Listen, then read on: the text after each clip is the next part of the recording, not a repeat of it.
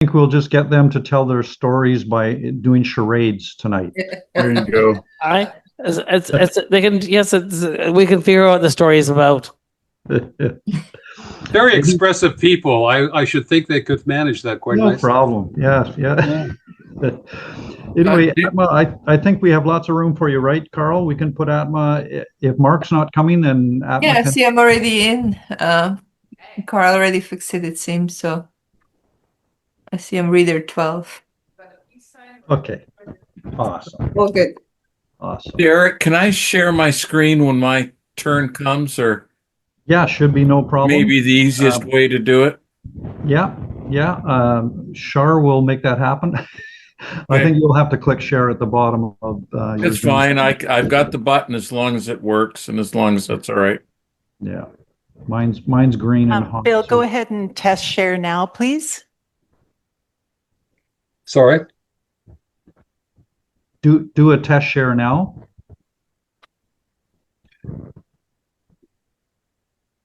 How's that? All good. You can see it? Yep. Jen, I can see Jen's. Yeah. Can you see the poem there? Yes, absolutely. Okay. Wonderful. Yeah. It's a little small. I'll make it bigger. Okay. If you make it bigger, that'll be better for sure. When the time comes. Yeah. There we are. Okay. Well, hopefully we can get Kathleen and David straightened out there.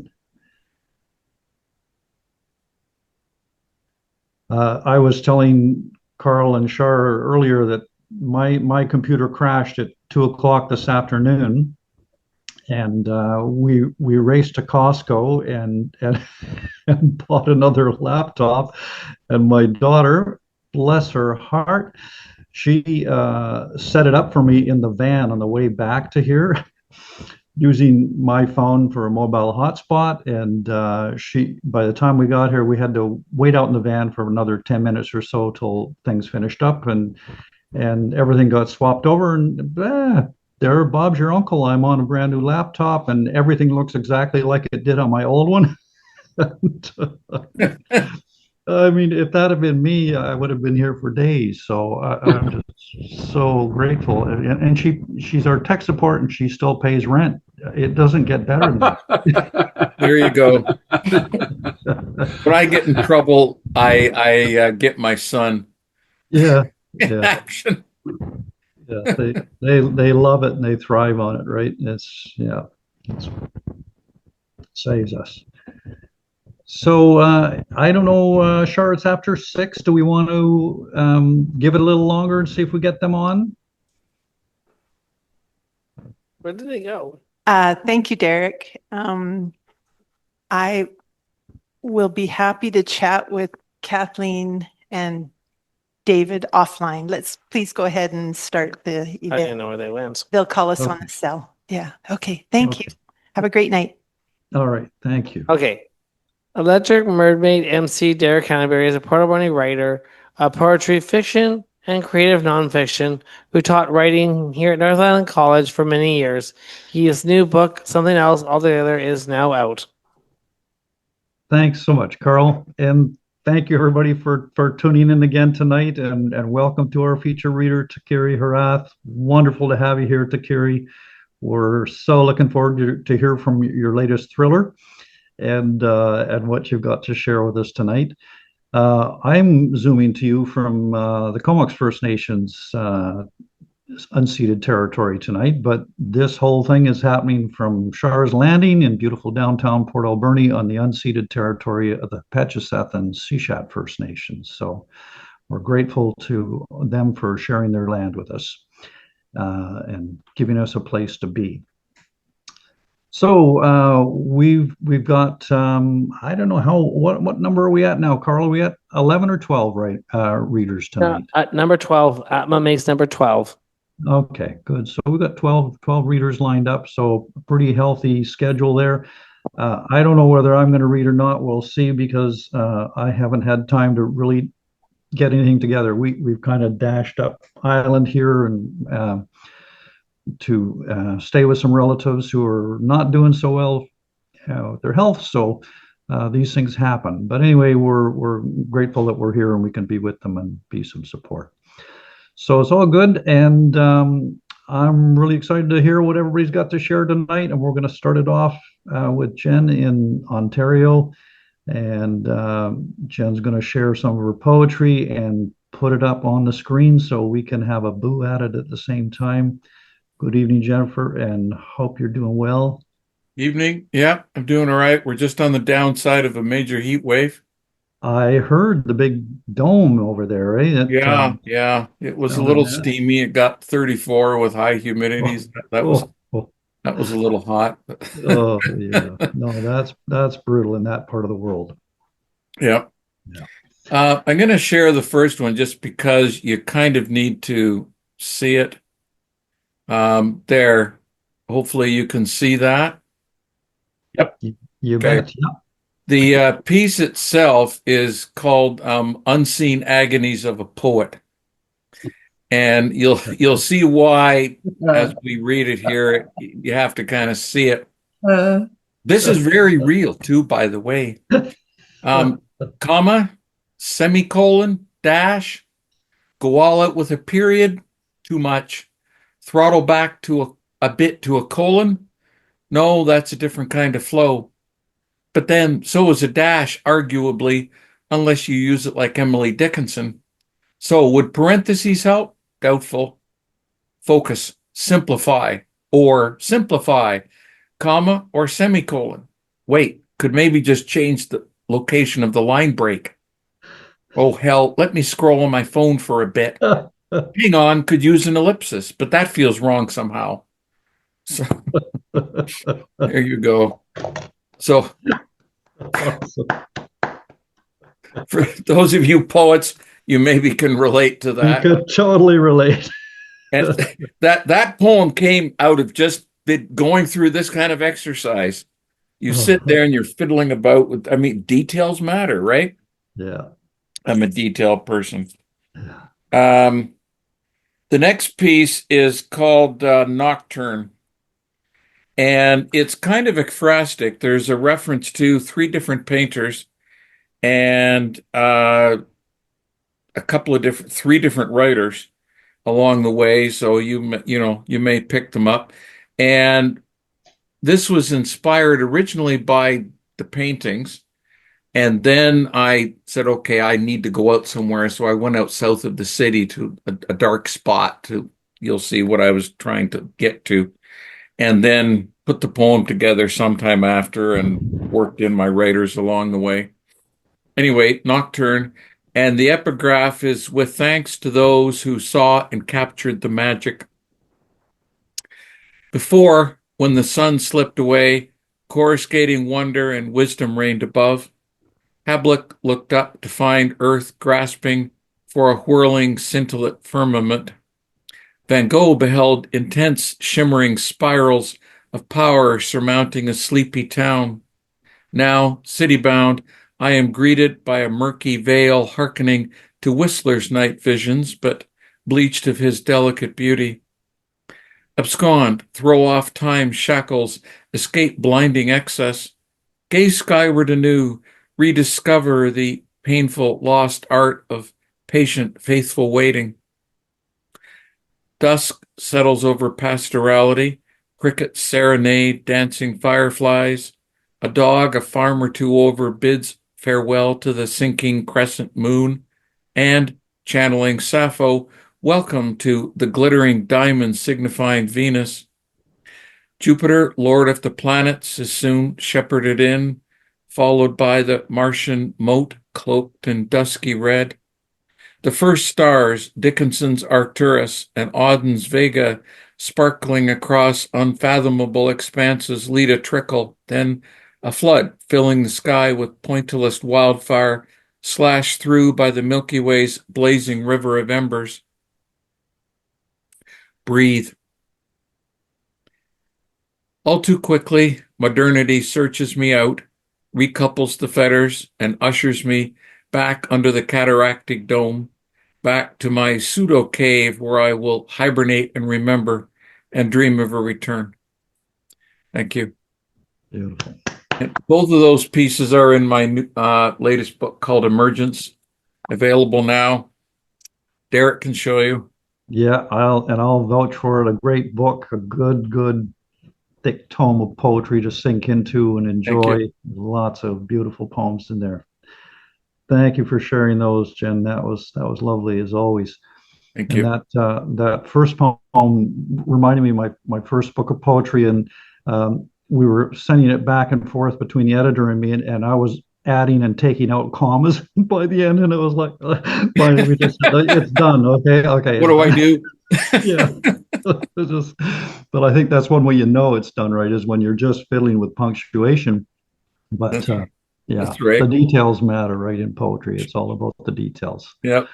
So beautiful. Thank you, Thank man. And we're going to go to Kathleen if she's available and speech. I don't see them online, Yes. so I don't know what's going on. So we'll go to, Okay. let's go to Rachelle. Yeah, let's go live in We're person. being built up now. Char's there. Rachelle Mecca is going to step up to the podium there and share some of her work. And Rachelle's been super busy lately. Quit her I don't want to call it a real job, but her high-paying job, and has launched out into the world and is mentoring poets and doing all kinds of creative stuff. If you haven't seen her on Facebook, you should friend her and follow along. There's always interesting stuff you're posting every day. So share the wisdom with us tonight, Rachelle. The stage is all yours. Oh, thank you. Okay. Is this on? All right. Awesome. And also, if I may, I'm making a grief poetry course. I ran last week a 5-day grief poetry workshop to help you go through the grief process, and message me and if you're interested in that. That's a big thing I'm working on at the moment. Okay. And then through that workshop, I wrote some poetry. So I'm gonna just share some of what those pieces were, unedited, just fresh. So, align with your light, fade out the dark, for there are moments when it will not serve you. So just allow that light to shine. My ancestors hold me in their ethereal palms, energies expanding past our cells, beyond our memories, outside perceivable time. Space, planets, dimensions, solar systems, they are love energetically, so I believe. Every human on earth is connected to this truth.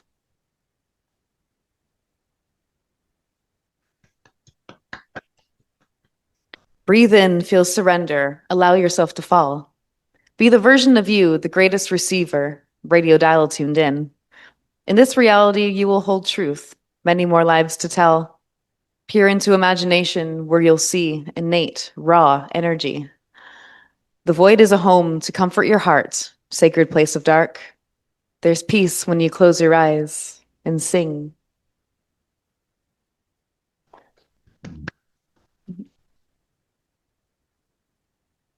And then this one was inspired from the summer solstice gathering I had. It's called Silence. Tune into the silence, allow the words to flow. Mindfully, I accept the darkness, where source is not seen, I, the poet born to be. See shapes and stars behind my eyes, connect the dots, see what patterns arise. For in this darkness deep, accountability is not found. Fading light, crown of jewels, shimmer in the void. Purity. In the nothingness, I see the truth. All that I've ever known, return to the source. Body rematerializes in its truest form. Not what I make it, but what it really is. The beauty of non-existence. Temporal, sacred, real.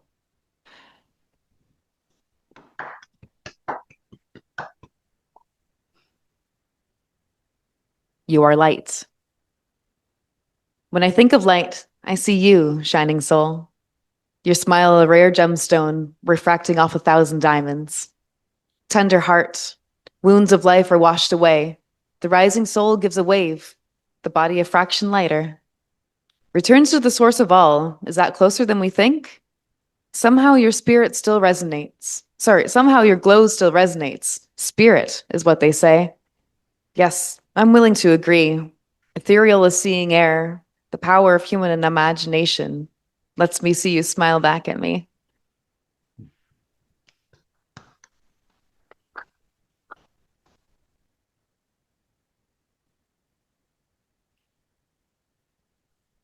Union of lies, I'll forgive for a time, this vessel not yet empty. A curious escape outside of my grasp, hurry out of this mess. Unaware but not blind, my senses are heightened still, but my heart will leap outside of my toes, the root of all we know. Connected to the earth, I'll slip away, deep into ancient dirt. Emerge someday, wiser than they, who won't see beyond their feet.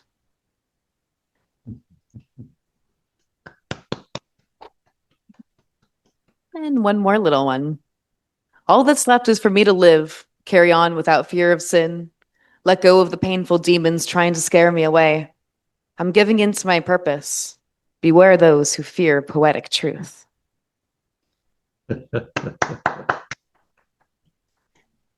Beautiful. Thank you. Thank you. Thank you for sharing those, Rachelle.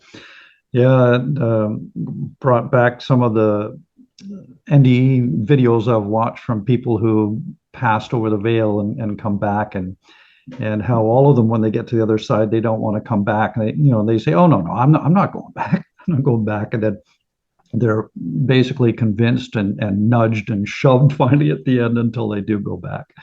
But that third poem, I think, that you read really brought that back to me.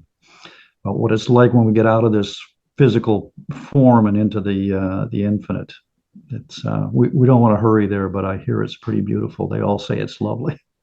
So, all right, it's time for our featured reader. Tikiri, there you are, and we are so glad, as I said. And Tikiri, for those of you who haven't read the bio on the website, there is an award-winning thriller writer, many books to her credit, a series. I think there were 5 in the series that you wrote. Am I correct on that? I don't know. Maybe you're on to 6 now. Anyway, we're grateful for you to tuning in with us tonight, and really looking forward to what you've got to read. So you have 20 minutes to read. We'll leave that up to you. If you want to go shorter and have more time for Q&A, it's totally your call. But we're, for now, all ears and just waiting to hear what you have to share. Oh, thank you so much for having me. It's a pleasure and it's an honor. And the 2 poems, the 2 poets, I was just blown away by the talent and the depth of emotions and feelings that I felt hearing them. So thank you. That was such an honor. I say that with a bit of embarrassment because the book that I was going to read from is very commercial fiction. It has like 250,000 downloads around the world, but I did write literary fiction. My first series, I have 3 series. The first one is very literary. It's about women around the world, and they won awards. But one thing I learned was that readers don't want awards. Readers don't want literary fiction. And I decided to find a way to share my theme, which is about women, justice, and equality, in a way that's more palatable. Hence, the more commercial fiction is my 3rd series. I'm pointing backwards because I've got my vanity shelf just like every other author, and that's what I'm going to read from. But I'm only going to read it for about 6 minutes. So, in the vein of you know the hero's journey, Joseph Campbell's hero's journey. He talks about at the beginning how you have the status quo, life as it is, and then you have the call to adventure, and then the refusal of the call, and hence the journey starts, right? And the hero or heroine goes through their trials and tribulations.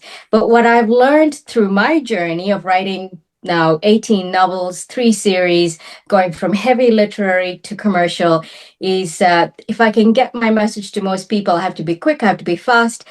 And can't dwell on the first parts, and I have to start in the middle. So as I think a lot of thriller Harlan Coben, Lee Child, and they all say start in the middle, skip the boring parts, skip the parts where the readers won't read. So that's what I'm going to do today. I'm going to start not only in the middle of this book, but in the middle of a chapter, and it is very short. It's written to a very low grade level of writing, and it's. Maybe I should set it up for you. So there are three young women sitting in a coffee shop in Paradise Cove, a small town, West Coast town. And I said it in the United States because 80% of my readers are in the US, the others are in the UK, Australia, New Zealand, South Africa. My Canadian readers are quite small. So that the stories in the West Coast, and my three protagonists are sitting having a cup of tea early in the morning. One of them, but they're not just any women, one of them is an FBI agent. She's a recruit. Two of them are private detectives. And while they're having coffee, an SUV comes crashing into the coffee shop and bangs against the counter. So we're going to start there. Her deadly end, and starting in the middle. It was a middle-aged woman with graying hair. Blood was trickling down the side of her face. For some strange reason, she was wearing a long silk nightgown. Tanya, my FBI agent, she yanked the door open. "Are you okay?" The woman lifted her bloodied head and gazed at her, but she was still attached to a seatbelt. Tanya reached into her pocket for a Swiss Army knife to cut her seatbelt loose when the sound of tires squealing came from somewhere down the street outside the cafe. "Tanya!" That was her friend shouting from the outside. Asha sounded panic-stricken. "Tanya, get out of the way!" Tanya whirled around. "What's going on?" she said. Asha banged on the side window. "Get back! Everybody get back! Another car is coming. It's going to crash." Through the broken bay window of the cafe, Tanya spotted the black pickup truck jump the curb, seemingly coming from nowhere. She spun around and gestured to everybody. Get inside the kitchen. Get back now." On the driveway, just outside the demolished entrance, the truck revved. Tanya looked outside. That truck is speeding up. Looks of terror came over everyone's faces as they realized what was happening. They hurtled into the kitchen, clutching each other. "Tanya!" screeched Katie from outside. "Watch out!" Tanya jumped over the bakery counter just in time. The truck rammed the rear of the SUV that was already lodged inside the cafe. The SUV bucked and slammed into the counter with a thundering crash. Tanya covered her head as wood splinters and wall plaster rained down around her. It took a few seconds for Tanya to situate herself. The counter had held. She could hear the hiss of the mutilated car engines on the other side. But it was all quiet, a deadly quiet. She let her arms fall, astounded she was still alive. She got up and looked over the counter to inspect the carnage. If the first SUV had crashed into the cafe, the second truck had pushed the SUV all the way down. She could have almost crushed to death. The SUV driver had fallen back on her steering wheel and she was mourning. Tanya jumped over the counter and tried her door. She banged on the panel and pried it open halfway. Using her Swiss Army knife, she cut the woman's seatbelt, but didn't dare to move her. "You're going to be fine," she said as she cut the belt, leaning in over the driver to check for broken bones. "EMT is on its way. We'll get you out of here soon." The woman lifted her head and gave her a glazed look. Her face and shoulders were covered in blood. Tanya put a hand on her arm. "I want you to stay completely still for me, okay? Don't move. That's really important." The woman gave a hint of a nod. Tanya turned and trod over to the truck that had crashed into the back of the SUV. Its hood was a crumpled mess from the impact, but it wasn't as badly damaged as the Porsche. The driver, a young male, was staring at the red SUV through his cracked windshield, his eyes dull like a zombie. But it was his face that shocked Tanya. He had painted it in war paint, green and black. Who is he? Why did he come in and crash like this? How do two vehicles smash into the same cafe minutes after each other? Sir, she called out. Sir, are you okay? The man in the truck didn't answer, but jerked his head around like he'd just realized where he was. He unbuckled himself and tried the door. Hang tight, called Tanya. Let me get you out. But he didn't listen. He kicked at the door like a mad bull trying to escape his pen. Tanya yanked his door open, expecting to catch him before he fell to the ground. But he leaped out of the truck. She jumped back in surprise. That was when she noticed the gun in his hand. Put that down, she shouted. But he wasn't listening. He wasn't even looking at her. Tanya's hand slid to her holster, and she whipped out her bureau-issued Glock. I said, lower your weapon, sir. His glassy eyes stared over her shoulder, his sidearm now pointed at the woman in the SUV. You witch, he snarled. You'll never get them, came a shaky female voice from behind Tanya. Tanya spun around to see the driver of the SUV. She was hanging out of the door, half out of his seat. She looked frail and weak, but in her right hand she clutched an ancient pistol. It was aimed at the man from the pickup truck. Lower your weapons, hollered Tanya, her heart pounding. Both of you. Ma'am, lower your weapons. You're a dead witch, said the man, still not looking at her. Tanya was in their crosshairs. Lower your guns now. Tanya saw the man's finger slip onto the trigger. She dove to the ground. The sound of the gunshot echoed through the air. Inside the kitchen, Cora and Asha screamed. The man crashed to the floor, his face contorted into a horrified expression.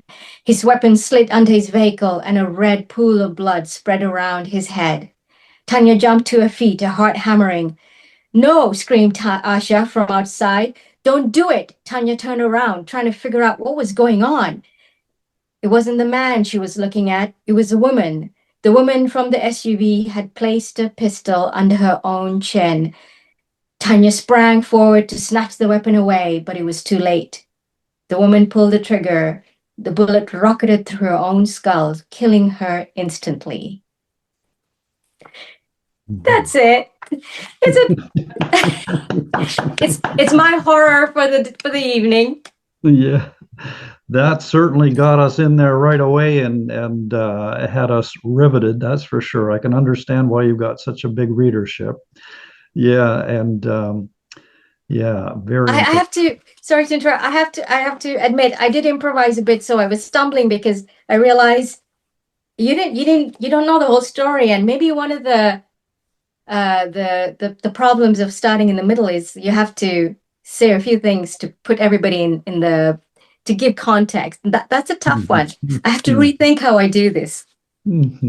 I think we had enough to go on, and yet it whet our appetites substantially. So that was great.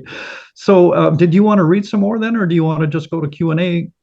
I think a Q&A. I'm not very, I suck at reading, so Q&A is better. Okay. All right. Well, we'll open it up to everybody then. And I want to start off by just saying, I know you've got some background in intelligence, and I'm very curious about that. I don't know if you have to kill me if you tell me, but if you don't, I'm sure our audience would be very interested in hearing anything you're comfortable sharing. Well, I can tell you, I worked for the communication security establishment for about a decade. If you haven't heard of, most Canadians haven't heard of them, Canada has about two major intelligence agencies. We have CSIS, which everyone's heard of, and then and that's equivalent to. It's really sad that we have to compare ourselves to America to get some context, but the CSIS is similar to the CIA, and Communication Security Establishment is a sister organization to the NSA, the National Security Agency, which does cybersecurity and they're the spooks who spook behind the computers, while the CIA and CSIS, they wear the raincoats and trenches. Not anymore, but that's the common misconception, right? And do the James Bond kind of work. So we all work together for the good safety, security, and governance of Canada and Canadians. Having said that, the military DND and the smaller J2F2, they all have their own small intelligence communities. The RCMP has their own intelligence community as well. So there's a lot of collaboration among all of them. But CSC is NSA's equivalent, and I'm very proud of the work they do. And now more than ever, I think we need that kind of I think we need their services. I no longer work there. I left the government 5 years ago, and I decided I thought I'd write thrillers instead, because it's a lot more fun than and I was never a spy. Just to clear the air, I was a bureaucrat working on spreadsheets and writing memos and reports and asking for money and getting money for projects. That was my work. Good, beautiful. All right, I'll just, if there's anyone there live at Char's who wants to ask a question, I think we've got a microphone, or you can use Karl's. So just wander on up. And otherwise, if there's anyone out there in Zoom land, if you want to just unmute and go ahead. This is not a question. I think it's good to start in the middle, because then everybody's going to go, what happens before that? And they're going to want to buy the book. So I think by starting in the middle is a good thing. Oh yeah. Oh, okay. That's good to know. I wasn't sure if I was confusing and putting everybody to sleep. No problem. Kathleen, did you have a question there? Yeah, because just to go on what you said, because it was fascinating that, even though you're a bureaucrat in intelligence and not a spy, how did you use anything then in these thrillers? I mean, how did that connect? Or maybe you had close friends that were spies or criminals. If I did, I wouldn't know. I'll tell you this, because when I decided I want to write, so the reason I wanted to write my books was I lived around the world with my parents. My parents were expats. My father's a civil engineer. He worked for mining companies. I was born on a tropical island in the Indian Ocean, but I was like a toddler when my parents moved to Tanzania and then Nairobi and then and all of the different places. And I saw a lot of the world. I was privileged to see it from a safe distance. I might have driven by a refugee camp. I might have, and Sri Lanka at one point, which is where I was born, and I didn't live there.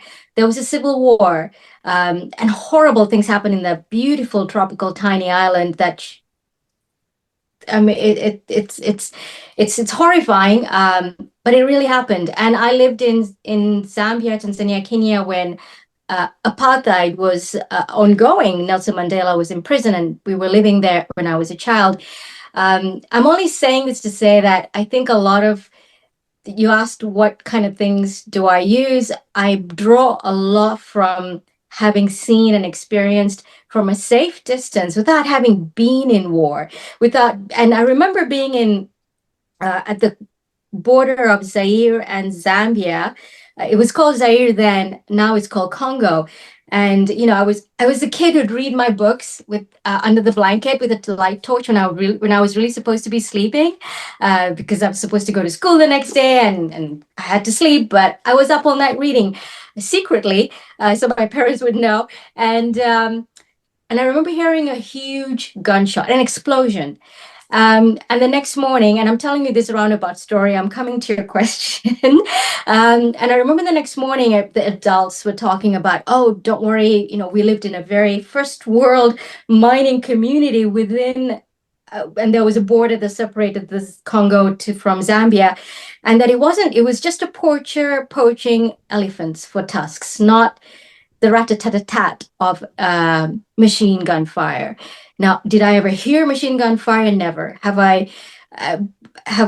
But all of those experiences, I think as a child, I remember that night thinking, machine gun fire, lots of people dying, war on the other side of the border. We are so safe. We had border patrols. We had the mining company had its guards, and here I am, lucky enough to sit here, and you just all these stories bubble up inside of you, and that is what reflects in my stories. I think I'm saying this to say that if I decide to write a spy thriller, I think I'll get called to Ottawa and put on a carpet, and I'll be put away for a long time. So I'll just say that I'm not going there. But I will write about FBI officers, and I mean, I could write about the RCMP, but I thought because my audience is American, I'll write an FBI story that they can relate to. I am changing my mind. I can talk about why I'm changing from America to Canada. The recent events have woken me up a little bit. But anyway, I'm sorry, I'm not answering your question very fully, but no, Well, no, now I want to hear more about the change from America to Canada. Please continue not answering. Well, you asked me the tough question at first. Never speak about CSC, but yeah, Canada to you. So you know what's funny is all my awards are all from the States. Eric Hoffer Awards is the U.S. presidential award person, and when the foundation gave me the award, they wrote a long letter saying thank you for writing about women's issues around the world and so on. Canada has never given me an award. And so for a very long time, well, I haven't been writing for as long as perhaps many of you, but for this duration of me writing thrillers, I have my audience is in America, my recognition is in America. And so I catered to them. I wrote about FBI agents. I changed my spelling. I went to British schools in Africa and Asia, and my editor is American. I changed my spelling, and I told her, make sure it's got the American culture, vibe, and spelling. And she made those changes. And then we have the 51st state. And I can tell you, my blood boiled so hard. And I've been around the world and back. I've lived in many countries. I was born in one. I grew up in, I don't know, half a dozen. And I realized if I have to shed blood, I will shed blood under the Canadian flag. And I'm not scared to say that. And I'm going to be frank with you. I forgive my language, but I am pissed. And I said, I am no longer catering to that commercial American audience. Why am I doing this? Thank you for the awards. Thank you for buying my books. But my next series is going to be set in Canada.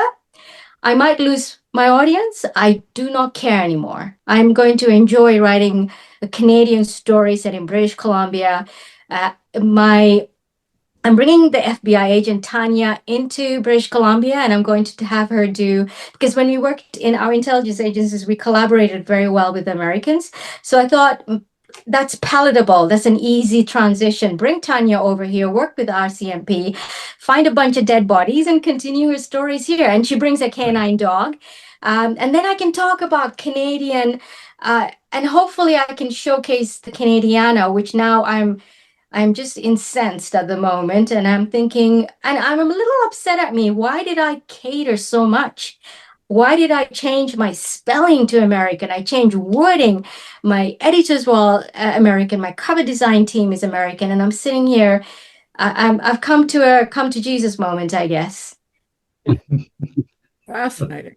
All right. I don't know. What do you all think? I'm curious. Thank you for being so honest. It's refreshing. Bill, you're unmuted there. Did you have a question or something you wanted to ask? Yeah, well, I also want to respond. Like, I think it's great that you're going to write more Canadian stories. I think they're needed in the world. But my question was about your process. Like, how do you go about writing a book? Do you have an idea for a story? Do you just start outside, and then I'm see in the what middle of the happens? Zoom. But hang on, I'll go fetch her.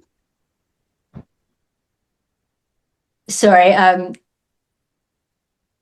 Sorry, Bill cut in there for I think she missed the last part of that question, Atma. Oh, okay. Yeah, I was wondering what your process is when you start a story. Good. Yeah, do you know what the story is, or do you find it while you're writing? Yeah. Oh, that's a lovely question. Um, uh, so you've heard of the architect versus the gardener, the plotter versus pantser. I guess I don't like that. I prefer the architect versus the gardener. I think because they paid me good money to use the left side of the brain. I think that's what it is, to do highly analytical stuff. So I approached my work. My first book was very analytical. How do I tell this story? Broke it down into pieces, learned story structure, Save the Cat and Hero's Journey and all of that. And I wrote that book. And then I decided I'm going to go and become a gardener. Like I think some of you probably just let it flow. And I'm so envious of that I thought I have to do that. Otherwise, I'm not a true artist. Otherwise, I'm painting by the numbers. So I decided to do that, and it failed miserably. So now I'm only telling you the story because to tell you that I try different things, and it could change, in the future. But now what I do is I find if I sit down with a piece of paper and my pen and a pen, so it's free writing, and I tell myself, if I have a character right now, I have a character whom I love, and I'm very big on writing what I love to do, as well as my readers. I mean, I look at my reviews, and my readers write to me. I have an email list, and they give me their opinion. They're not afraid. So I see what is the intersection between what I love and what they enjoy. I have a character, I have a dog, and I have the found family around them, and where will they go next? So I sit down and I'll just freestyle, and think of different topics. Do I want to highlight a mental illness? Do I want to highlight a certain current event that might be happening that's got everyone's goat? And then start just freestyling the story from there. I might do that, take a couple of days, and then I'll sit down and I'll try and map that, and then I'll go back to my left brain because that's what I find I'm inclined to. So instead of shoving it aside and saying, oh, that's bad, if that's me and I'm not a pantser, those envious pantsers, then why don't I use that and then map the scribbles to the hero's journey, and I have a plot, that structure that I have now created that's good for me, and that's very thriller based, which is a genre I love to write, because it's fast, it's fun, it's what I grew up reading. I read Agatha Christie as a child, so having a dead body and having all those pieces set up, and then I sit down and I dictate to my each chapter, each scene. And so I do know what's going to happen at the end. Having said that, I allow myself every chapter, every scene, and even when I do re-edits, I think it's James Patterson who says he does 5 endings at the end, and he just sees which one is best. So I try to keep that open mind to see, okay, what if the scene goes that? Sure, I planned it that way, but what if instead of Jane dying, like in this case, the little story I read, I wasn't going to have the woman shoot herself after she shoots the man, but I thought, no, the best thing that can happen here is that she shoots herself, because this plays out in the end. You'll realize why she shot this young man and then herself, then having her get carted away to jail or prison. It's a much more compelling story, and you guys aren't going to read the book, so I can tell you the spoiler, right? Sure. So she's no, sorry. Okay, I want. Anyway, so the point is, how can I make it compelling, and how can I? So I make the changes, and I do pantsing within the plotting. I do the architecture, gardening within the architect. If that makes any sense, I don't know if that made any sense at all. Yeah, it's like, it's gardening, but you've got a trellis there. Yes. Yeah. I think it's important to do what now that after 18 books, I think it's important to do what I enjoy doing.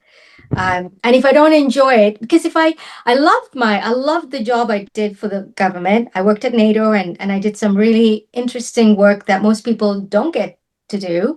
And so I feel privileged, but I didn't like the environment. Politics don't suit me. I call things as they are. What you see is what you get, and that doesn't fly in the bureaucratic political world. You have to play a game. I don't play games. I tell you, I'll play games in my books, though. I'll make them play games. But why am I saying this? It's come to a point when if I don't enjoy it, I'm not writing it. So I have to enjoy it. That is my number one rule. That didn't answer your question at all, did it? I think it probably got it. Am, are you satisfied with that answer? Yeah, I'm happy. Thank you. Good. That's really interesting. Yeah, fascinating. And it is kind of a personal thing, I guess, in the end, what works for you, and you've found what works best for you. And I think for a lot of people, if they haven't done enough forethought, they can easily get lost in the organic process of trying to discover the story. And especially if you're doing a longer piece, and you can go down so many wrong roads and realize, oh, this isn't working. But when you do the forethought, you kind of have a sense of where things are going. You can plant things earlier on that are hinting towards all kinds of stuff opens up then. So I totally relate to your process, Tikiri. That would work for me as well. The same, very similar. Yeah, I like the idea of doing the gardening or pantsing, whatever you call it, within a structure. That seemed actually a really useful approach. I might try that. Yeah. If I may, I think it depends on what kind of story you're writing, I would think. Because in mystery thrillers, I don't know, maybe it's because maybe I should stop reading my reviews, but or reading my reader emails, but I've noticed you have to have a structure to a mystery or thriller. You have to have foreshadowing and clues and red herrings, and you have to take the reader on a journey that they don't expect, but in the end, it's an unexpected ending, a twist but then they can look back and connect the dots. So that requires the analytical piece of setting the structure. And then on the other hand, you still have to enjoy it, and you still have to find ways to make it fun and interesting and creative, right? So I think it's a bit of both. I think if you're writing because one of my first books, my first entire series was literary fiction, that required less structural thinking. I didn't have clues or red herrings. I just wrote a story about a young girl persevering through adversity. So that was a different, and that got the awards. These ones don't, but these ones sell, which is an interesting, which makes me wonder about humanity. Makes me wonder about people. Anyway, I'm digressing. I apologize there. No, I think it's very good and helpful topic to bring up, that, the challenges of writing literary fiction or poetry for that matter. I mean, my God, try selling poetry and making a living, just, forget it, right? They all had to teach or do something else. And, T.S. Eliot was work at the bank, right? And he was one of the most amazing poets ever. So yeah, it's a real conundrum, and it does, I think, speak to something about humanity, that what's valued in society by the majority of society often is of lower, I don't know, artistic merit, I guess you could say, or whatever, that they don't have the same kind of expectations, demands, or preferences, and so that's just the way it is. And the thing is, I think probably having come from a literary background like you have, you probably also are more hyper aware of being able to plant subtextual things in there, right? That work as the foreshadowing and everything else, but also maybe relate to other themes that your higher level readers will glom onto it. And you might even be doing that subconsciously because you're just an intelligent writer, right? That's just what happens. So yeah, makes sense.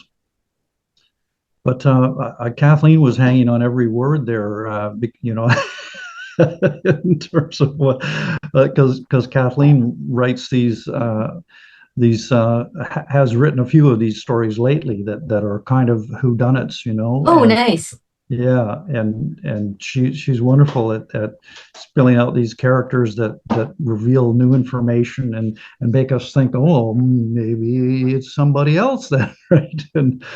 And the surprise, of course, has to come at some point where it all comes together. And yeah, that's the art of the mystery or the thriller, right? It's not.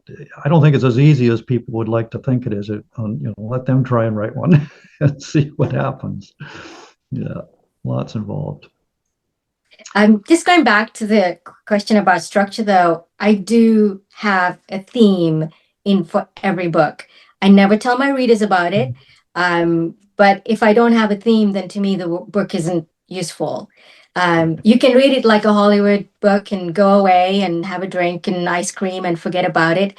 Or I have readers write to me saying, wow, I didn't realize, Tanya, right now, my protagonist is from the Ukraine. She's a badass combat veteran. She's gone through a lot. Her backstory is very similar to what women in Ukraine are going through right now. And I made that purposefully. Not everybody catches half the things that she's gone through. But I get women, most of my readers are women. One woman from Israel wrote to me saying, well, I think I know what she's going through because we're going through the same. Thank you for showcasing the strength of women in war. My crime thrillers aren't about war. Mm-hmm. But isn't that funny that there's that certain group of readers who really read into that, and it's a joy to get those letters. Yeah, I bet. Yeah, and that's exactly what I was speaking to Tikiri in terms of coming from the literary background. You've got, the awareness of theme and things like that are a higher level, and that you will. It's in your nature, right? Having done the literary fiction, that you're going to build them in. It'll just happen. That's beautiful. All right, how are we doing for time there, Karl? Are we? I've lost track. I'm just cruising, enjoying this. It's time. It's time. Oh, okay. All right. Okay. Well, we'll maybe leave it there. And thank you so much, Tikiri. That was really interesting. And enjoyed the reading and the chat, the Q&A, and I think everybody appreciated that. Lots of claps coming up on the screen here. Thank you.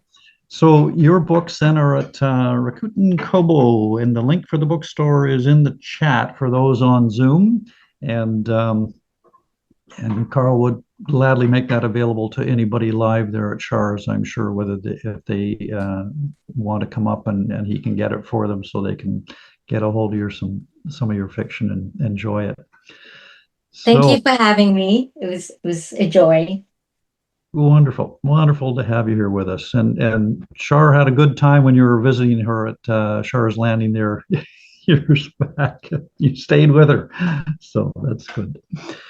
All right, we're going to go back onto the open mic readers then. And Kathleen, I think we better squeeze you in now that we had to shuffle a little bit. Rachelle happily volunteered there and stepped in for you, but now we've got you, and you don't have to do charades. You can read, and we'll hear you. But we moved to the other house, and this is the one with the unstable internet connection. Okay. But I'll read the story. This is Char. When I went to Isle of Wight instead of Port Alberni in April, Char said, well, you better come back with a story. So this is the beginning of that story. Parker, Maddie, and Nico pressed their 8, 10, and 12-year-old ears against the bedroom door of their hotel suite and heard nothing. It was the not to be disturbed except for life and death emergency silence of their father working at his computer. Their first day at the Ocean Technology Conference in Southampton had been over the top and underwater exciting, with aerial drones swooshing through the air and AUVs, autonomous underwater vehicles, which looked like a cross between a killer whale, a robot, and a torpedo, rolling, turning, and twisting, Nico called it yawing, in the sea. The second day had been a tour of the port with its container and cruise ships, including the Queen Mary too, and then snack bar and pool time. Now the third day stretched ahead of them as an endless desert with no oasis, and they were bored out of their 8, 10, and 12-year-old minds. Their father had explained to them how important technology to save the world's oceans. Drones and AUVs can map the seabed and coral reefs, giving him the data he would need to protect them. Parker, Maddie, and Nico sighed, each secretly wishing their father would spend less time saving the world and more time with them. Just as they were about to drown in sighs, Search, that's what they called Nico because he was always doing research on his mobile, came up with the brilliant idea that promised so much fun and adventure, and Parker hoped a lot of danger. Because while Nico loved to be sure of every last detail before he leaped, Parker couldn't run fast enough to get to the edge of any cliff, even if it meant digging in his heels at the last minute to avoid pitching headlong into disaster. And Maddie was caught in the middle, which was hard to avoid when one brother was younger and one older. Let's go to a castle. You're kidding, right? Parker and Maddie both stared at Nico as though he had finally lost all 54 cards in the deck, including the 2 jokers. No, I got the information here on my phone. If we run, we can just catch the passenger ferry from Southampton to Cowes on the Isle of Wight. Then there's a bus. Nico scrolled through his phone and showed them. Parker was already grabbing his backpack, while Maddie still held on to her towel in hope of another day at the pool, but knew she had lost. The boat was just loading when they reached the pier. They grabbed 3 seats and sat back as the ferry slowly made its way out of the harbor. Suddenly, it picked up speed. The boat slapped up and down in the water. Whoop, whoop, whoop. Spray hit the window with such force that Maddie ducked. She quickly pretended to be retying her shoes because nobody would think she was a scaredy cat. Nico started explaining to Parker how the high-speed boat worked. It's a catamaran. That just means it has 2 parallel hulls connected by a deck, so it's more stable. It's got jet engines, only they use water instead of air. They're in the back, the stern of the boat. The engines drive the water through, and the boat lunges forward, just like in Newton's third law. For every action, there's an opposite but equal reaction. Get it? Nico jabbed Parker in the side. Got it. Parker jabbed Nico back with equal force. I got it too, Maddie thought, as she couldn't help but duck again as another huge spray slapped the window next to her. Nico's research is his way of ducking. Maddie kept tying and retying her shoes as wave after wave slapped against the. He was glad when they finally reached Cowes. Where there are no cows, Nico joked. Get it? Parker got it and laughed, but Maddie was green and woozy from the up and down of the boat and her endless shoe tying. Hurry, Nico yelled. We can just catch the #1 bus to Newport and the #7 to the castle. This castle got a name? Parker did like to know where he was going. Carisbrooke. As all 3 crossed the drawbridge into the gatehouse, they ran in a zigzag to dodge the arrows of the 14th century archers who held their crossbows behind the arrow loops at the high castle walls, ever ready to repel all intruders. But Parker kept running, even once he was inside the walls, as fast as he could, as though someone were calling out to him. He ran to the far wall, grabbed a ladder, and headed up to a high window. Help me! This man's trying to get out, and he's stuck. Maddie raced over and was already halfway up the ladder behind Parker when Nico, who had been scrolling furiously, shouted, "That's no man! That's a king! King Charles I! He's being held prisoner in this castle. You can't help him! He's supposed to stay stuck!" Why not? If I were stuck in a window, I would want somebody to help me. Parker climbed up another rung of the ladder and began pulling at the king's shoulders and arms, trying to get them out between the bars. But so far, only his yelling crowned head was out. And that's the end for this week, this month. Thank you, Char, for your suggestion. That was great, Kathleen. I think we should send you to more conferences or whatever you were up to there. That's wonderful. Yeah. So I had this vision of him pulling the arm off a dummy or something when he got to King Charles. All right. Okay, we're moving on then. We've got Lesli waiting for us over there in Germany. Good morning, Lesli. Hi. How are you doing this fine day? Day, middle of the night. Early morning. Everything's good. Good. Okay. What are you going to share with us today? This is really another little short story. Sort of like my whole theme of being in society, being odd in society, and nobody else notices except you.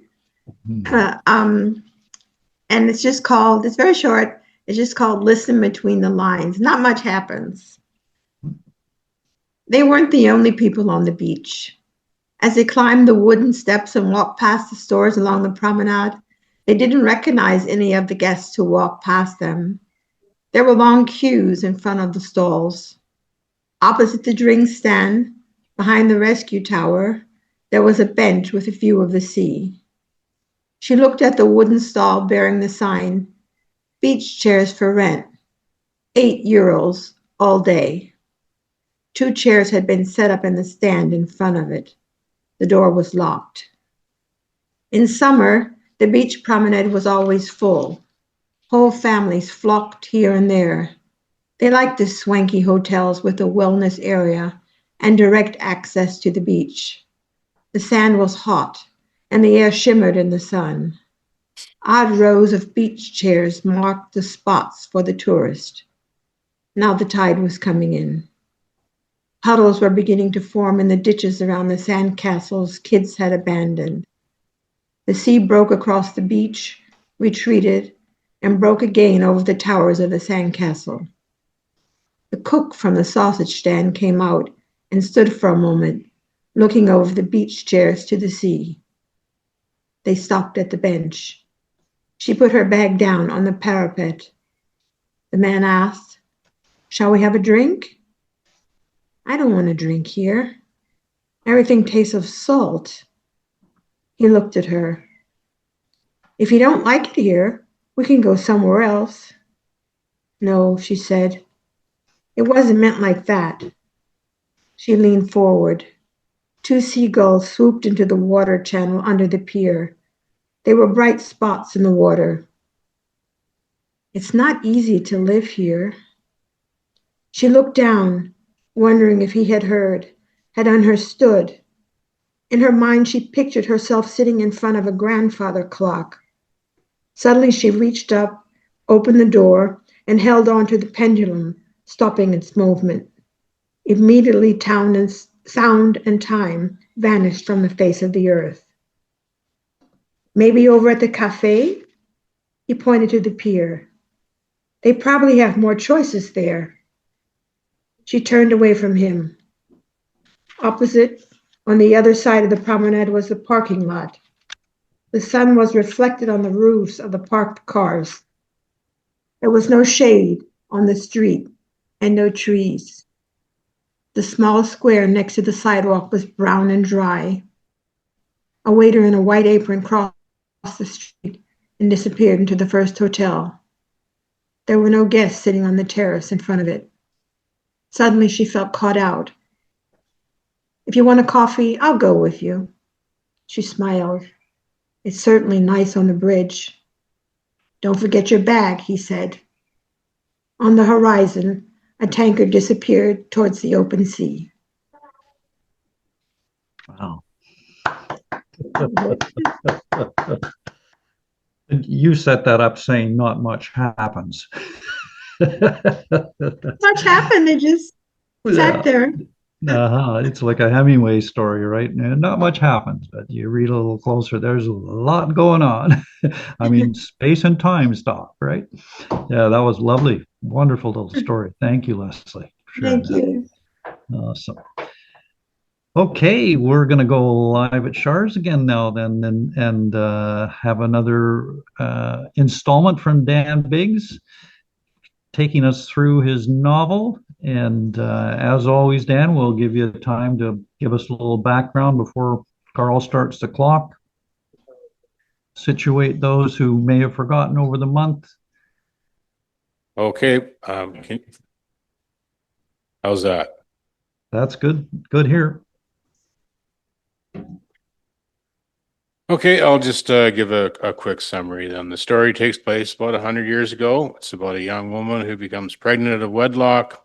Her father, the local reverend, tricks her and sends her north to a small mining town to be married. And so the last few times I introduced a new character, George Prescott, who is the only policeman in the mining town. Okay. Right into it like that. Okay, you need some duct tape or something. Okay, how's that? Sounds fine here. Yeah, so how's that? Is everybody fine? Good. Okay, so he police officer in the mining town, and he was sent to this mining town because he was discovered to be corrupt, but everybody in the police force was corrupt, so he was kind of like the sacrifice. So I'm just going to continue with his backstory. And last time he was on the train traveling to Vancouver. The man seated across offers a tailor-made, then his hand. I'm Sam Fernie, George Prescott. As they smoke, Sam tells George he is going to the city to catch a ferry to the island to get work on his uncle's tugboat. I can't wait to get out to the coast. The fresh air and the humidity are good for my skin. It is too hot and dry back home. And the money's better. Don't forget the money, he grunts in a laugh. Have you ever been out this way?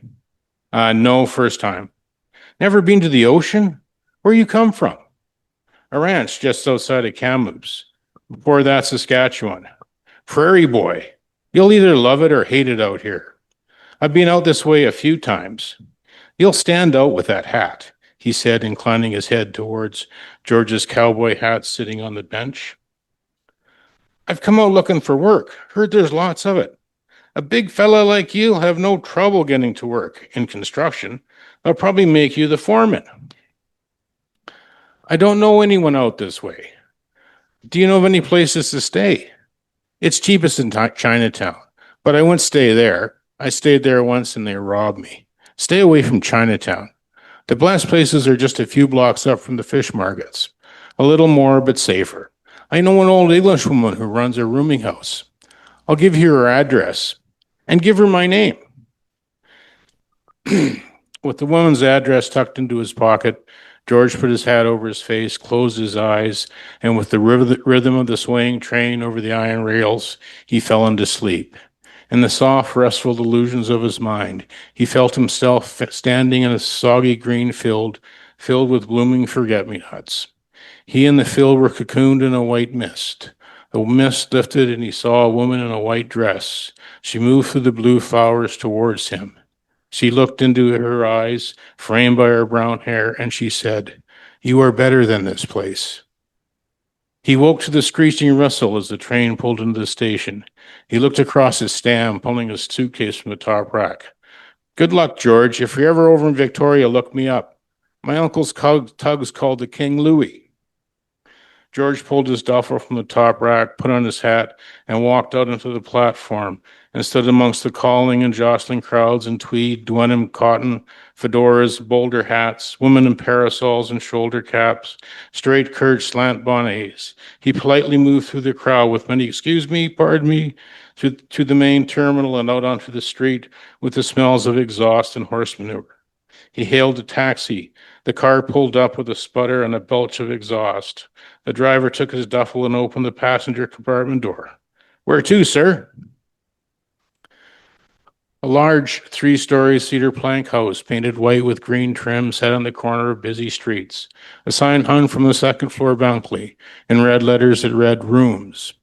In a portion of the large front yard, a bed of roses grew. A middle-aged woman in brown coveralls, wearing work gloves and a white sun hat, squatted in the thorn canes.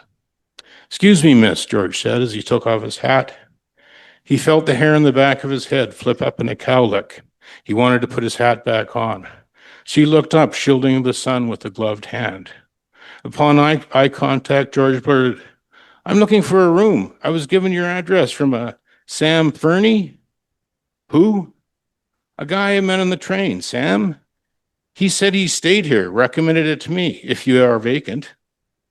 "I don't know the name." She went back to her roses, using rusty shears to clip away a dead stem.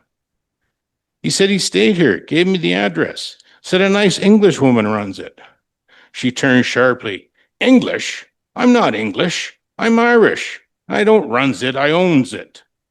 He tried to flatten his cowlick. "Sorry, ma'am, I didn't mean to offend. You're a brash one. I don't remember this Sam, but a lot of men do come through here. I'd have to have the mind of a wizard to remember them all." She stood and looked George over. "I do have a room. Where are you from?" "Saskatchewan originally." "Where lately?" I was working a ranch up by Kamloops way." "Cowboy. Should have guessed by that hat." "Yes, ma'am. Name's George. Maeve Sullivan. The room is $12 a week or $40 if you want to pay in advance for the month." George nodded while still trying to flatten his cowlick. "Comes with breakfast and supper if you're on time." "I'll take it." Maeve called over her shoulder. "Sophie." Again louder. "Sophie." A young woman in a white dress walked onto the porch. "This man, I didn't get your family name." "Prescott, ma'am." "Prescott? You're the English," she said. That's good, I guess. Okay. Awesome. Thank you, Dan, for another installment along the road. Good characters as always, and we're looking forward to seeing what evolves here. Okay, thanks. Thank you, Ben. All right, we're going to go back out into the Zoom world, and Joe Lunchbucket is standing by, I believe. Joyce is so kindly zooming them in.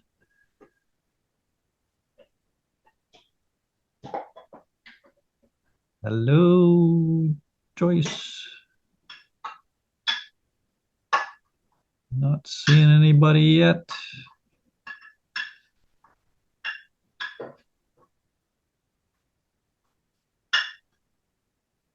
Derek, we should all chant, "Joe, Joe, Joe." Yeah. Joe, let's back it Joe. on down. Come on, Joe. You've got to come out. We've been waiting all evening to hear what you're going to share.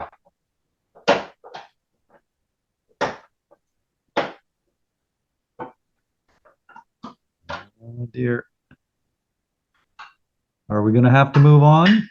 Yeah. Oh, there we are. There we are. Okay. Good evening, Bob. Maya. Okay, you can all hear, right? Yes, we can. Can you move All your right. camera? Move your camera so we see your full face. You're getting kind of your chin's cut off there. When you bow your head to read there, we just kind of see you from there. That's perfect. Perfect. Okay. All right. Okay. In 1972, I contracted on M&B's falling crew. The scaler, he was tight. It was a daily fight, unless we kept him loaded on barley brew. We toiled all day and boozed it up at night. With sweat and skill, we clawed the hill and got paid for every tree that we could kill. After a month, I left other camps to inspect. I was single, widowmaker, falling limbs had no effect. Pumped up with adrenaline, filled with conceit, fallers, fishermen, and high riggers with fate compete. Gambling on such high stakes, some meet defeat, but new grass was sweet, and no moss clung to my feet. In 1972, piecework unions and corporations select. Day rates in and a whole way of life is wrecked. Workers' compensation costs are too high to pay. I wish that from M&B I never did stray. Should have taken that safe government job in town with index pension and no climbing up and down. Hitman's skill denuded many an old growth hill for short-term profit. Log exports bypass the mill. Did they lie saying it's growing faster than our cut? Did we want to believe? Doubt gnawed at our gut. Trade the 1% can kill, and our progeny bear the bill. The sun set, the forest is still, with no vacancies to fill. Smarter friends are gone and suffer no pain. Disabled and caned, I hang on and ponder if long life is a gain. Wonderful. Wow. Beautiful, Bob. Thank you for sharing that.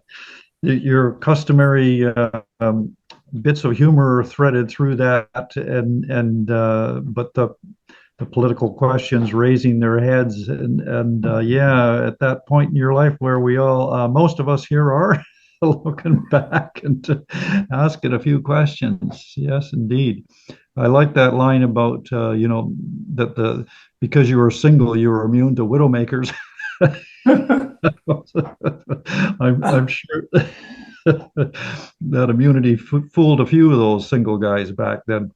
Yeah. So yeah. Anyway, thank you so much for sharing that, Bob. Appreciate it. Yeah. How are you doing anyway? You feeling okay? I'm 85, so can't be perfect. Yeah, no buzzer. I lose my voice all the time. Yeah, I don't know why. Like phlegm caught in there. Yeah. It comes with age. I have the same thing every now and then. It's like we're teenagers all over again. Our voices are cracking, So just take it as a mark of your youth. Yeah. Okay. All right. Take good care. Thank you so much, Bob. Yeah, thank you. Good night now. All right, we're going to go back live at Char's now, and Robbie Van is going to share some of her wonderful talent with us. Poetry, singing. We're waiting for the dancing, but we'll take whatever you got to share. Good evening. Good evening. Good evening, Robbie. How are you? There we go. How's everything? Doing well? Good. Yes. I have to find you on Zoom land instead of behind the desk. Yeah, it feels strange, but hopefully I'll be back for the next one.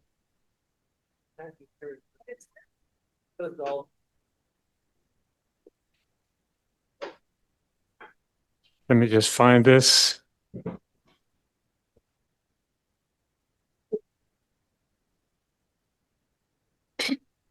Here we go.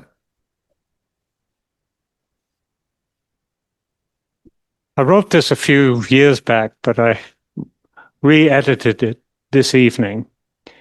The die is cast, the bones are rolled, mankind's folly all enfold. We, the meek, fed hate and fear, losing our freedoms as they disappear. But the cash registers make that clingy, clangy sounds, while the debts and credits in every lives abound. And a ship of fools where cash is king, a rich fool can do near anything. Sell your soul for $1, ma'am? Would you give me change? I would be your servant. You would be my slave. The captain orders, set the sails, the end is very near. We're all bound to lose our jobs if the profits disappear. On the main deck is the cabaret, where we can lose our fears, dancing with the handsome men or watching from our chairs. And no one sees and no one hears. Iceberg, get ahead! And the band just keeps on playing, abandoned, left for dead. The die is cast, the bones are rolled, mankind's folly all enfold. We the meek fed hate and fear, losing our freedoms as they disappear. Star riders on a beam of light, clear sailing, no land in sight. Soul flyers when this love feels right. Creation calls at last. The die, my friends, is cast, and the darkness comes from the light. Oh.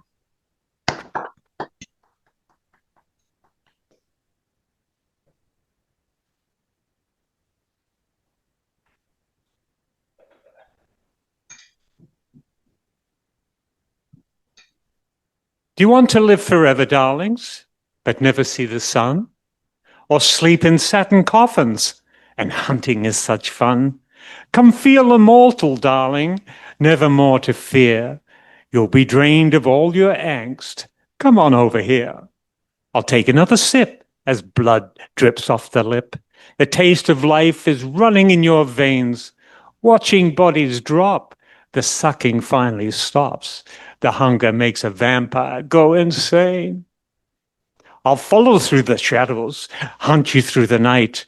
Only blood will ease the thirst to make me feel this right. I wake up every evening to feel that hunger rise again. Don't go outside in the darkness, dears. Hang out with your friends. It's just a little prick slipping in my fangs. The scent of blood, my dear, envelops me with tang, and the taste as it goes right down my throat. I can't describe it all. The bouquet, oh, my darling. You're tasty, yummy, oh. Do you want to live forever, darlings, but never see the sun? Or sleep in satin coffins? And hunting is such fun. Come feel immortal, darling, never more to fear. You'll be drained of all your angst. Come on over here. Thank you. Wonderful. Thank you for that, Robbie. That was wonderful. As always, entertaining. And I enjoyed the Twilight Capitalist one at the beginning as well, the more serious one. Yeah, interesting times we're in, and we'll see what evolves. A very timely poem, I think. All right, now we've got to get you. We've got to get David in there. Yes, David is next up. There he is, and we're so glad we got the technical glitches figured out there. I am sure. Did Char walk you through? And yes, No. Kathy did. Kathy. No. We moved to a different computer and a different house. Oh yeah, well, we actually no, that was a different house. Different house, different computer, bad connection. Okay, all good. So All good. what I have is now on the screens. Me? Okay. Go on. So can you see me? Yeah, we can see you. Oh, good. Go So ahead. I'm looking at Oh, on the screen on your computer. yeah, that's it. So Okay. All right. okay. All right. This is just a short thing. Come ye thankful people, come, raise the song of harvest home. All is safely gathered in ere the winter storms begin. The tall combine harvester lurches to a stop and its engine stalls. Gusts of air in the cooling afternoon flick wheat chaff into men's eyes and throats. Panicking rabbits scatter to escape from the diminishing island of wheat. Boys with sticks watch like ferrets, lunging to club, thinking of proudly carrying a rabbit home for supper. The stink of diesel, grease, and old sweat mingle with the reek of hot metal from the slow-moving tractors. In the square shade of a Land Rover, a sheepdog's ears prick up as the man's scream cuts across the wheat field. The man on the ground rocks his shoulders to and fro on the sharp-cut stubble. He gapes, off, off, off, get it, off, off. Big Sid Rose, 6'3", 200-pound Sid, king of the combines, 15 pints a night Sid, master of the 100-weight sacks. Sid is now like a desperate child, batting at the combine's levers and stabbing at the pedals with his boots. Start, start, you bugger, start! 2 fat, straining jute sacks full of wheat hang from steel hooks under the grain chute. The sudden stop sets them swinging like hanged men. Sid succeeds in restarting the combine's engine and drives it jerkily back to uncover the man's broken legs.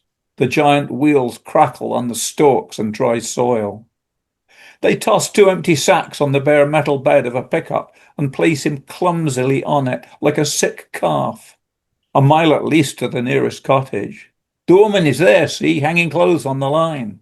They have a phone at that cottage. An hour, they're saying, an hour for the ambulance to get from town and down that track. Better drive him straight to the doctor's office in the village. The doctor had morphine, remember, when Brian Eames's dad got tangled round the drive shaft at the brickworks.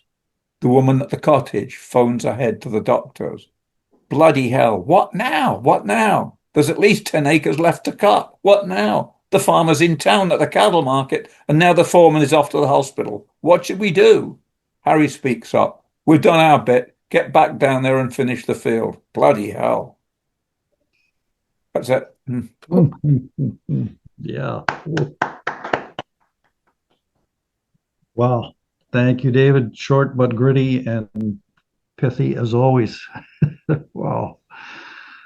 Thank you so much. And glad you guys got your well, technology sort of semi-sorted. Thanks to Kathy. Yeah. And next one, you'll probably be on the new computer. It'll be working like a charm, right? The new mic on the old computer. Uh-huh. Yeah. That'll do it. I should loan you my stepdaughter for a while. I think. Yeah. Should take care of it. Yeah. All right. Okay. Where are we going now? Oh, we're going to go back to Live at Char's, and Rachel Rose is in the house, I believe, and we haven't seen Rachel for a while. So glad you returned. Returning champion, we can call you, Rachel Rose. And looking forward to what you have to share with us tonight.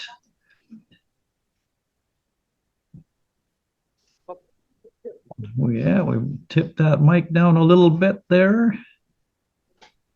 Hopefully that works. Yeah. Yeah, that works. Just hang on a second till Char gets the camera adjusted there, so we get to see your full smiling face there. How you been keeping, Rachel? Hopefully my Raven will be patient. Yeah. How you been keeping, Rachel? I'm all right. Staying out of trouble. Good. For the most part. Yeah, good. Mostly. Couldn't find what I wanted to bring, so I wrote something else, and then I found some random piece underneath my desk that kind of went with it. So I'll read the random piece first, and then the little one that I wrote today. Sounds good. All right. So this is has no title, so let's read it. Okay. Frustration, slander, ignorance, gander. Keep pushing until I explode. Today, I miss good souls. Not like they're vacant. They're just shining someplace else. If I just walk away, then they'll still chirp shit about me. But not to my face, since the interweb is the safe place. I'm not at war, but still art's soldier every day. Paint my future my own way. Nature's poetry through the darkness. The wolves cry out to the light. Their songs ring true over the forest. The wisps carry the tune. Deep in the mountains where all nature's secrets are kept, we breathe in the light and we yell out the dark and we howl or we bark. We bark into the darkness, into the deep moonlight where the stars shine bright, marking time in space. Light travels across the sky as the wolves cry, laugh, and howl. Only sheeps would find it foul. I'm not sure where that came from, but. And then this one I wrote today because I was trying to find the one that I wrote a while ago called Dare to Be Lovely. So this is a rewrite. Just dare to be lovely. They sent more wolves to my door, more wolves than ever before, wolves at my back. But it turned out I was leader of the pack. I can speak wolf too. But dragons at the gate at dawn to witness the light as it shone on. The more they tried to push me down, the more I was ready to reclaim the crown. Distraction, distraction, clouded my vision. They hoped it would prevent my next action. Sharing my abundance, my joy, my love is the only. Sharing my abundance, my joy, my love is only a fraction of who or what I will become. A warrior, a mystic, a muse, a mom, creating beauty for generations to come. A cosmic blueprint of how a woman can rise up and overcome all challenges one by one, ignoring the white noise, the chaos around, standing firm with both feet on the ground, head held high in the clouds, and the visions of truth, kindness to turn this world around. And just dare to be lovely. Thanks. That's it. Thanks. Thank you, Rachel. And that we are glad you dare to be lovely, my dear. And there's always such heart and strength in your work. Thanks. Appreciate you sharing it with us. Thank you. Absolutely. All right, we're going to go back out to Zoom land now, and Bill Engelson is up there on Denman Island. Good evening, Bill. How are you? Oh, I'm just raring to go. I had thought to read some poetry that have been published in various anthologies, but I spent a lot of time over the years doing flash fiction, almost like a crossword puzzle. So these are 3 episodes written over a 3-week period, 250 words each. The story continues, but I'll start a little bit of sci-fi noir.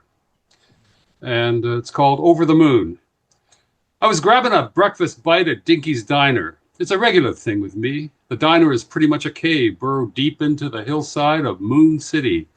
Yep, capital city of the moon and the only city on the moon. Founded back in 2031.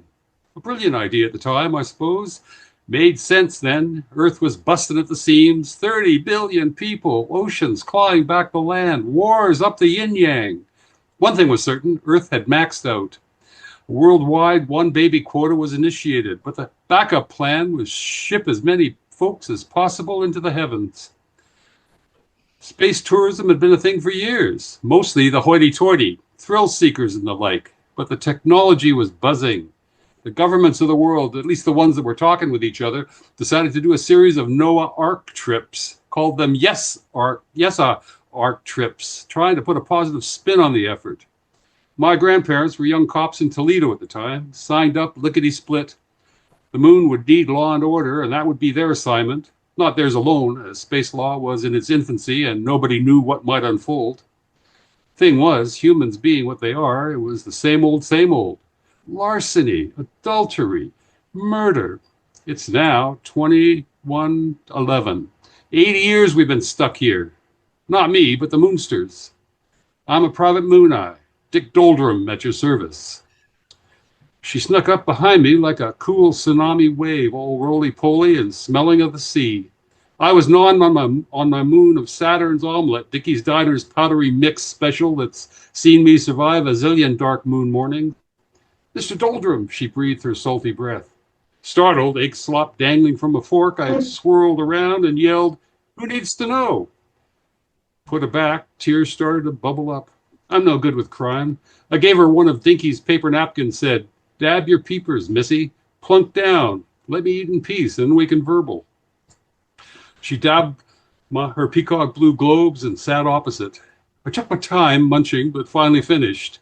Now, what's the matter and who are you? I asked. I like to ask double-barreled questions to see if new clients have their thinking caps on correctly. She sniffled, said, I'm Clady Klopp. I work as personal everything to Mr. Dak Dinge. This was clearly big-time stuff. Dak Dinge was the moon's premier digger. His company burrowed most of the caves we all live in. And the problem? Oh, it's terrible. I had the plans for Moon City 2, the only ones, on my laptop. I went to a party last night, right after work, snorted some Uranus gold. It's all so hazy. Took the moon tram home, left it on the seat next to me. I don't remember putting it there, but I must have. I patted her cheek, said, a simple recovery. Have an omelet, then we'll get to work. I was enjoying Dickie's omelet so much that I suggested to Miss Klopp that she ought to order one for herself. She demurred, countered with, powdered eggs? I don't think so. My gullet gasket was flabbered. Don't you know, life on the moon required flexibility. Chickens were a creature of the past. We had crossed that road many moons earlier. I let it go, however. I napkined my visage when I was done, nary a scrap of egg glop remaining on my plate or my mug said, okay, Katie Glop, let's go find your missing lap tip-top. She was eager to boogie. My plan was simple, retrace her steps. The party where she had snooted the Uranus gold was called Ergo's Den. We began there. Asked if she had noticed anyone following her. She said, of course, I'm the type. I could see that she thought well of herself, which was not unexpected. One of the side effects of Uranus gold was a heightened sense of superiority. Blessed with an inflated ego, I saw no need to challenge myself in that way. I complimented her by saying, I can well imagine you attract many admirers. Anyone in particular last night? Her eyes supernovaed up. There were so many. I could see her brain machine kicking into high gear, and it appeared that a name popped into her head. She blurted out, Gizmo Sage, my immediate underling. Then, I posed, he might want to hurdle you. Her noggin waggled yes. She was deep in thought. Gizmo Sage evidently had impacted her, perhaps rattled her. I work alone. That makes me my own worst enemy and my own best friend. The roles are clear. I am my own linchpin. Your underling? I queried, wondering if that was how she referred to him to his face. He resented that you were above him and Dak Dinge's conglomerate? She hesitated. That told me that there was more to this than met the third eye. Look, I said, you came to me. I'm the best moon dick. You must know that. She nodded, said, I checked. Good. So this sage, is there anything special I need to know? He's descended from the initiates, scorns others who are not like me. That explained it. I knew this sage, people like him, descendants of the first to arrive on the moon. I am one myself, spawn of the initiates. We are superior. My father proudly wore the mantle. At age 11, he took me on a tour of the moon. This is ours, my son. Others will come, but we were here first. Today, I'm here to get you ready to carry that weight. It had yet proved to be a burden. It was enough to know that I was from the first families. There was no need to flaunt it. He scorned you, I asked? That seems somewhat inappropriate for an underling. Her sad look said it all. I bedded him, she confessed.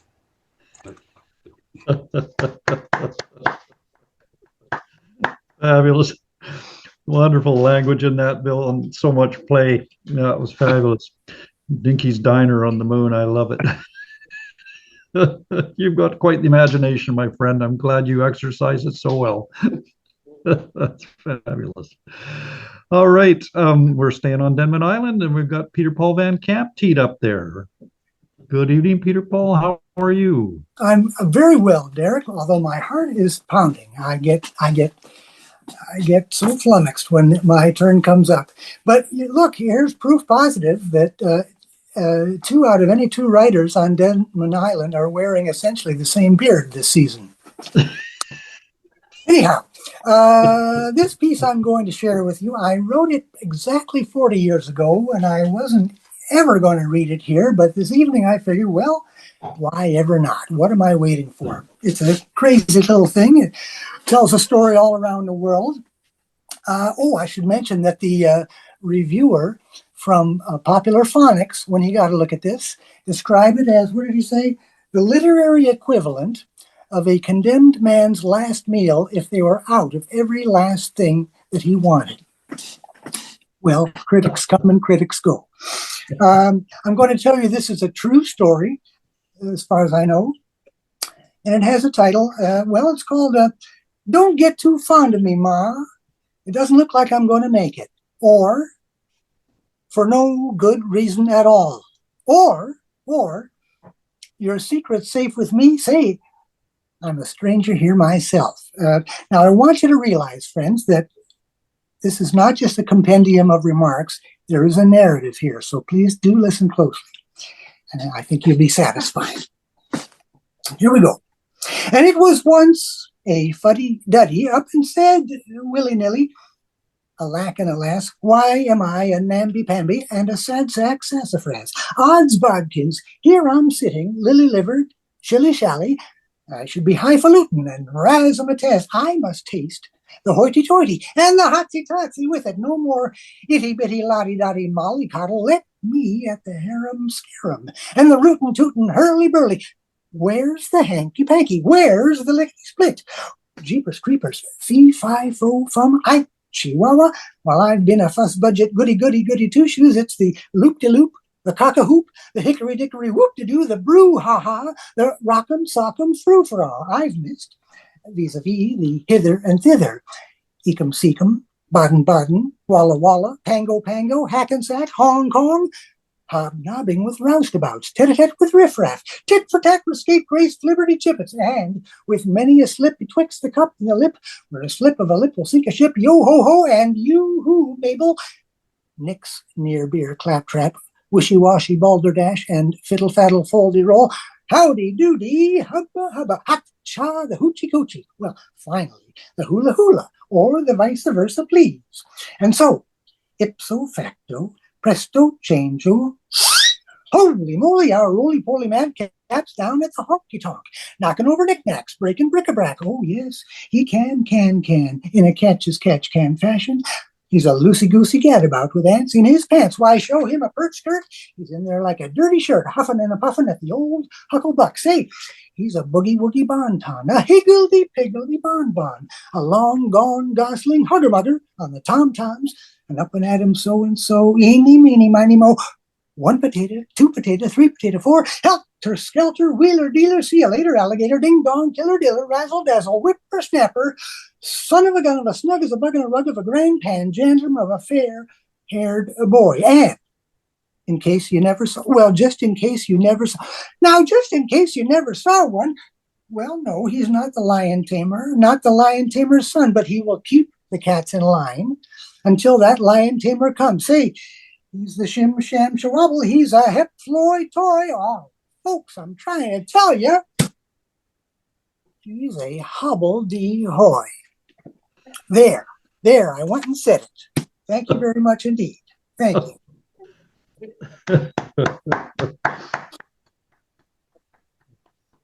Thank you, Peter, as always. I think you outdid yourself with that one. I think that had more verbal play and dazzlement than your usual fare. And well, a certain amount of rock'em sock'em, I must say, yes. And the fact that you put it all to memory and didn't trip over anything, it's amazing. I mean, I don't think I would be capable. Well, I did mention 40 years, did I not? I've been toting this around for that long. Well, may you carry on for 40 more. Oh, good. Good idea. Thank you very much, Derek. All right, thank you. All right, and we've got Atma up next to round out the evening. So glad you're joining us. And sorry, Karl, missed your email there. No, that's fine. We'll make room for you. Yeah, so tonight I brought a brand new story I've been working on. I'm working on a collection of stories, and they're all set in Europe between 1960 and the present. So this is quite recent, like somewhere 2012.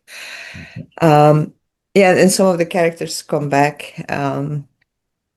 So I'll be reading the first 2 pages. It's about 5 minutes. Perfect. Thank you.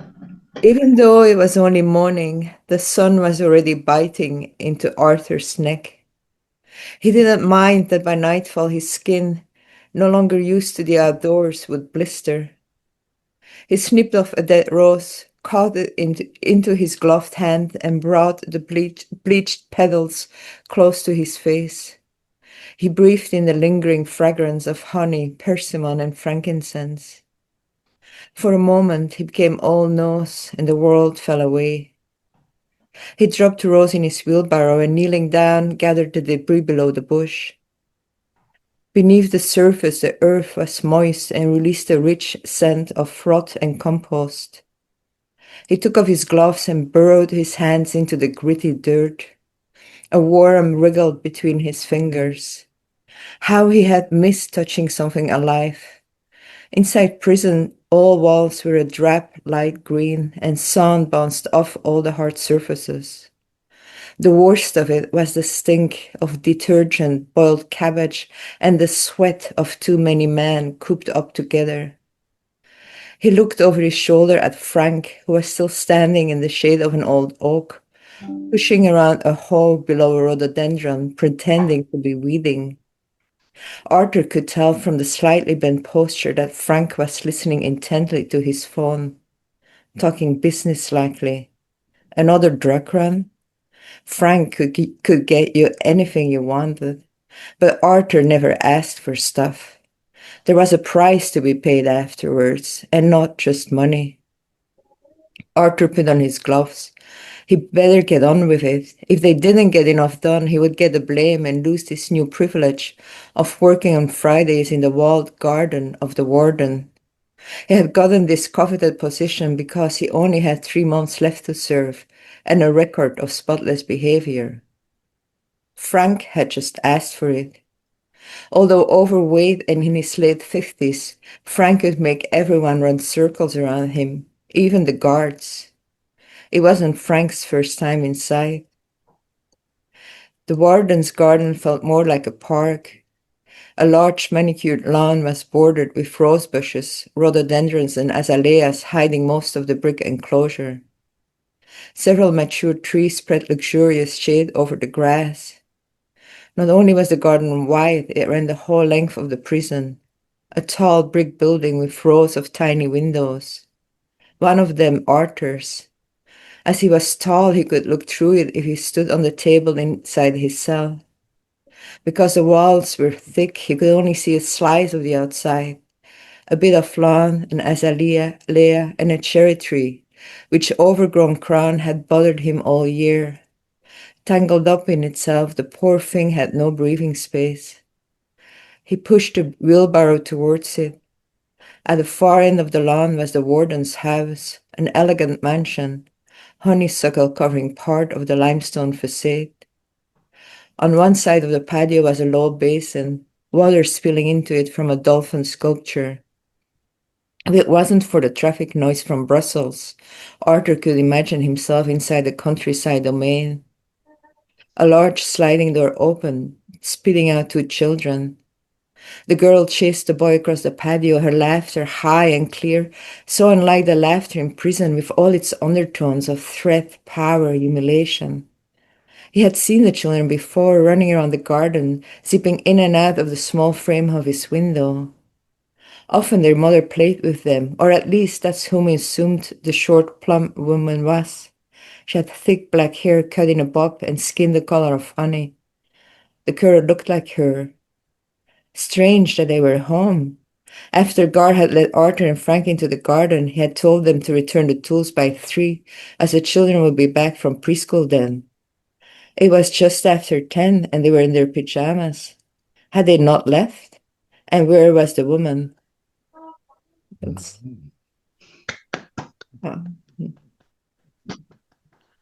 Beautiful. Thank you. Thank you, Vanessa. Yeah. Lovely writing, lovely descriptions, and thought-provoking indeed. And the imagery, I don't know whether that was a conscious thing, but the imagery of things being imprisoned and free, it just worked their way through there very seamlessly. Lovely. Thank you. Thank you. All right. Okay, I think that's going to be it for tonight. Then, Karl, just correct me if I'm wrong, but I think you're right. I'm right. You can read. Please read, Derek. Okay. You Well, need to read. yeah, no, I don't. I really, it was just too crazy a day to get anything ready, and if I go looking for it now, we're going to be here forever. So I think we're going to wind it up for now. But I definitely will read next time, and something fresh and new. So that will be good. All right. Well, thank you everyone so much for sharing your beautiful writing this evening. And as always, this wide array of voices brings so many different feelings, emotions, textures, and colors to our evening. And so thank you all for sharing your souls. Thank you especially to Kiri for being our feature tonight and giving so generously of your insights on process and a little bit on politics, which was welcome as well. And it was really good. I want to give a big thank you, of course, to Char for being the hostess with the mostest and bringing us through again tonight. Thank you, Char. And to Karl for moderating and keeping us on track. Right. And yes, Right. always a great job, Karl. And although I'm not there, we'll say thank you to Sheila as well, because I'm sure she kept your glasses full and your smiles coming. Woo, Thank Sheila. you, Sheila. Yes, You're the we rock got that star. from the hometown crowd there. Thank you. And just a reminder for next month, our feature reader, Karl, is going to be Brian Wilford. okay, and he's going to come in person. He's Okay. right from Not lives that in far away. French Creek, right? So yeah, he's just got a quick jump over the hump, and he'll be with us. And thank you to Derek. Oh, my pleasure as always to be here and get to listen and enjoy it all. Thank you. So have a great rest of your evening or day if you're in Germany, Leslie, or yeah, later night if you're in Ontario, Jen. Take good care, everyone. Keep writing, stay inspired, and we'll look forward to seeing you all again next month. And in the meantime, a reminder that Keep if you're writing. generous, that there's Electric Mermaid reads at gmail.com for online donations. And for those in Zoomland, check the chat for where to get Jennifer's books and Tikiri's books. Yeah. The chat's there, and you could just go up to the top if you want to save anything and just says save the chat. Right on. Yeah, Stop. you can get her book. She didn't tell us the ending. I think everybody's going to have to buy the book. That's You right. want to know the ending. She's left us hanging. Just like in the movies, like a TV show. Yeah, for sure. May I just say just that everyone's presentation today was so evocative. I sat here and I could see the imagery, and I think somebody said there's nothing happening, but yes, I saw it like a picture in my head. So thank you for sharing your beautiful stories. It was just so cool and so diverse and so amazing. So and I loved the poem, the end. And I'm sorry, it was Peter Paul. I loved your story. Yeah. I loved everyone. So I just want to say thank you for having me. It was such a treat, so evocative, every one of you. And yes, it was Leslie, right? You said nothing happened. No, something did happen in my mind. And Kathy, I loved your story. It was a nice mystery to me. I could just see it happening. Anyway, I'm going to shut up, but thank you very much. Thank you. No, Kathleen and Leslie and David, I think you guys need to, and Atma, you guys need to write a book. Oh, totally. If you write that book, I will buy it. Honestly, I will buy it. Karl, we need you. What? You muted there, Kathy, or you froze. Oh, good, because I said Karl needs to go into publishing, not buying. Yeah. Well, I'll figure that out too. I'll buy and publish. How's that sound? I'll start buying first, and then I can publish. Learn how to publish. New career is calling, Karl. Go for it. And Bill, do you have a book out as well? I thought you did. Is that what you read on? Yeah, no, I have a number of books out, and I have an anthology that I'm in now that's coming out just now about the Cross Canada Trail. So it's kind of cross Canada with about 13 different authors. So, that's awesome. I'll Bill's check it going to out. be our feature in August to kind of do a late launch on that anthology, I guess. Probably one of many. But yeah, if you want to tune in to Tikiri and hear, it's going to be very interesting. Yeah. Yeah, we're blessed to have so many good writers in the Electric Mermaid community. It's wonderful. Yeah. All right. We're blessed to have Derek. Yes, Derek. This wouldn't run without Derek. Oh, and Char, of course. Oh, yeah. Sorry, Char. We are all intricate parts of the web. Mhm. That's right. The blessed web. The blessed Yeah, web. the blessed web indeed. Anyway, Yeah, this is stay safe and healthy and happy, everybody. Challenging times we're going through, but better times will come, I am guaranteed. Okay. Take care and good night, all. Right. Good evening. Bye. Bye. Bye, Leslie. Good to see you. Yeah. Nancy, bye. Forget to send me an email. Yeah, I won't. Okay. Bye Good night. Oh, there we go. bye. Bye. I'm still trying to leave. I can't even leave. Bye-bye. Bye.